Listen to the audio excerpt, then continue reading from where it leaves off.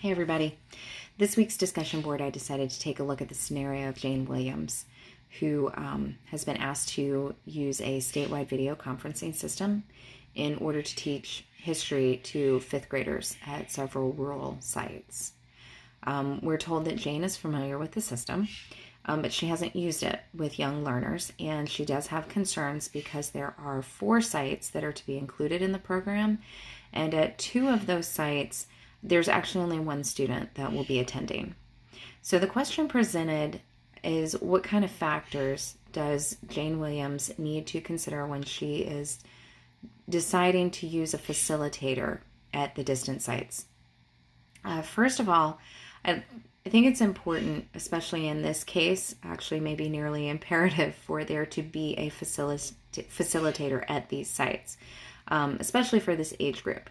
So some of the reasons why a facilitator would be helpful in this particular case comes from some of the barriers of learning that Spector reminds us about in Chapter 14. In this case specifically, ones that really stand out to me are the potential for a lack of technology-enhanced classrooms and infrastructure. Maybe also even difficulty in keeping up with technological changes. Lack of support staff.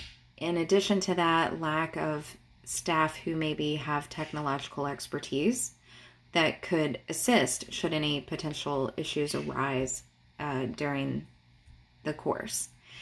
And also, of course, you have your ethical issues that you need to consider. So it is stated that these sites are located in rural areas, and I think it's safe to say all of us understand that rural areas tend to not get as much state funding for this type of programming and that sort of thing.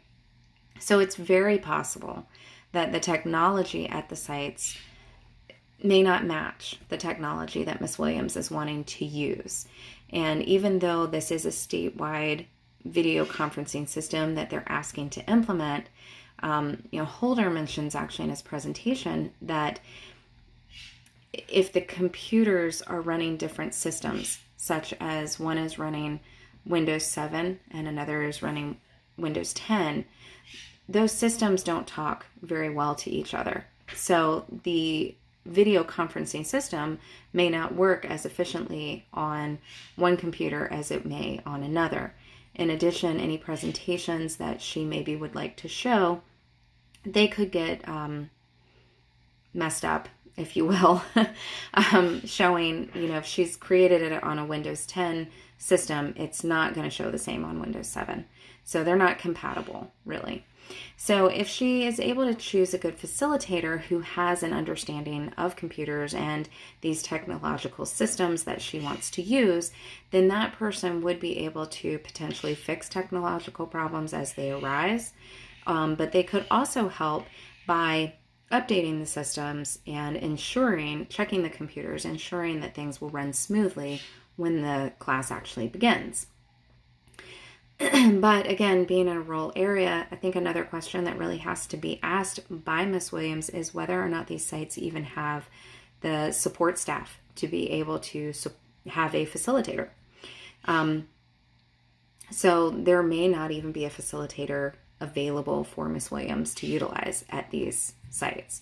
And if that's the case, then that's not horrible, but she needs to know that so that she could tweak her lessons and ensure that they are really good interactive lessons to keep the students occupied and engaged during lesson time.